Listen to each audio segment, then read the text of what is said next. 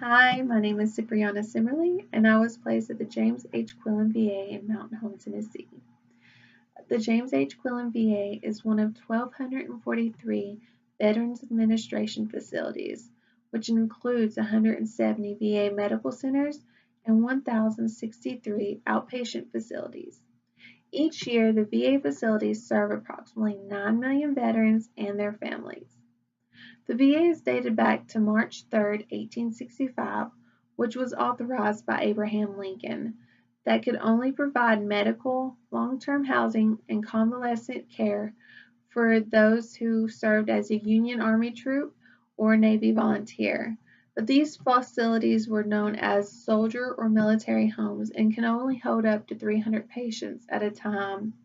On November 1st, 1866, the first national home opened near Augusta, Maine. In 1903 is when the James H. Quillen Hospital was actually established. But in 1923, until then, VA would not care for the female veterans. And in 1929, the VA grew, having 11 institutions throughout the country. And on July 21st, 1930, Herbert Hoover conjoined the Veterans Bureau with the National Home for Disabled Volunteer Soldiers and Pension Bureau and redesigned it as the Veterans Administration.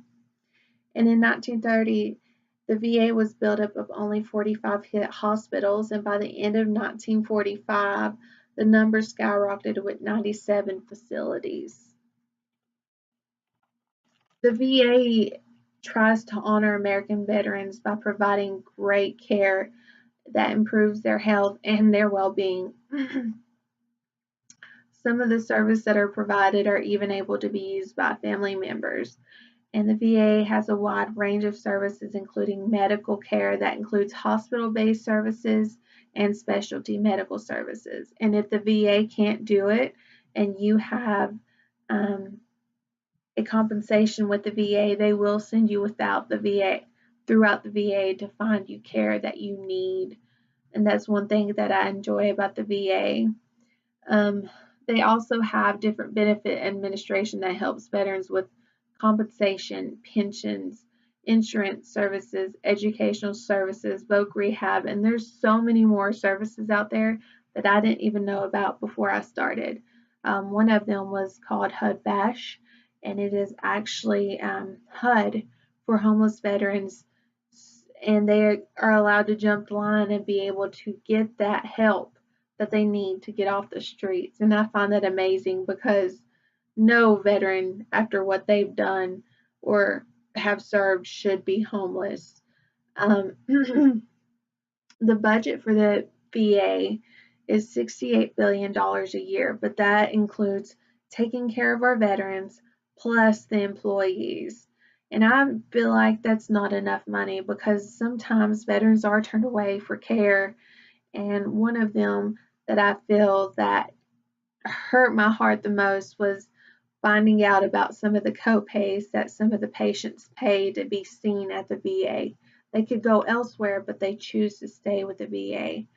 A chemo patient that I was talking to, his co-pays within 2 months were $3,000. And who has that kind of money to set around when you're older anyways to just hand out to medical facilities? And if I could change anything about a medical facility, I would change the co-pays for patients that are or who have served to be seen at the VA, because I find that unfair that they've done their loyal duties of serving their country and we are just stabbing them in the back and taking their money.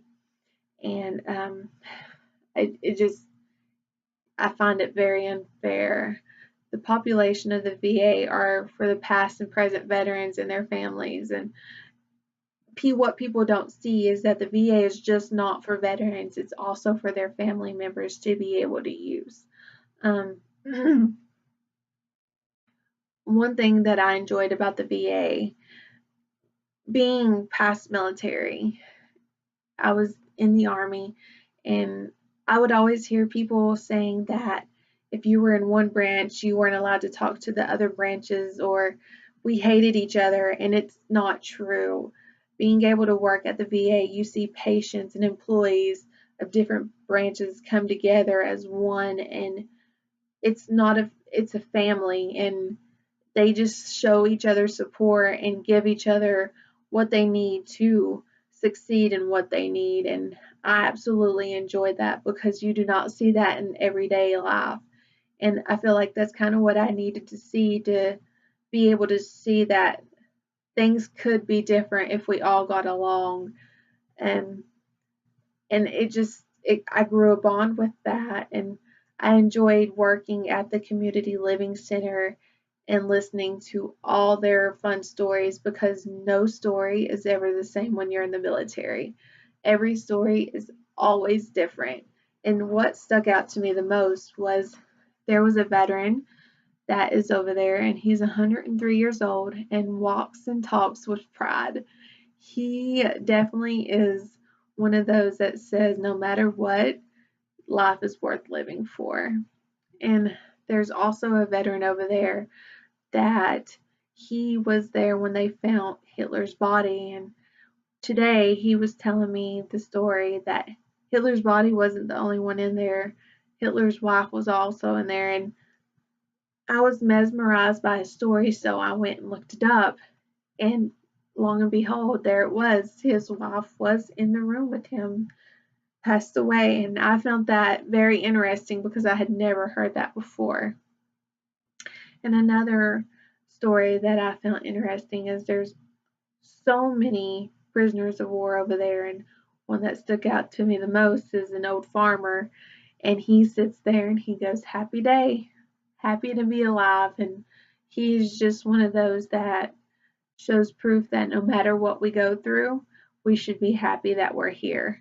And I just enjoyed being over there listening to everyone's story and being able to hear the different sides of stories, because no one is ever the same. And having the old veterans know that I was past military too, they definitely know that things have changed since they were in. And I like being one of the past soldiers but present to them, knowing that a female can serve just alongside of them just as another male can. And if I could change anything, though, it would definitely be what the patients pay for copay.